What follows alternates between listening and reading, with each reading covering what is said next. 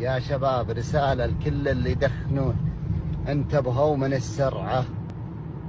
اليوم مسكين واحد خالفوه عشان تضليل وعدم فحص السيارة، والآن مسكين متعطل في طريق الدمام مسكين. والسبب فقط شيك بس على السيارة، فقط شيك على السيارة. يعني استهتر بس. سبحان الله، في شيء واحد شوف الآن مسكين يرمم البيت كامل.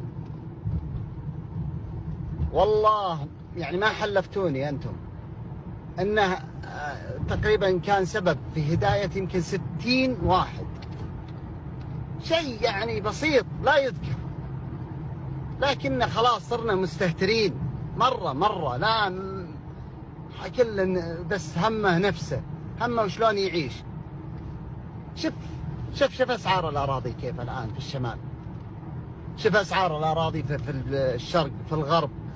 يا أخي لا ما يعقل والله. مواد غذائية يعني كيف؟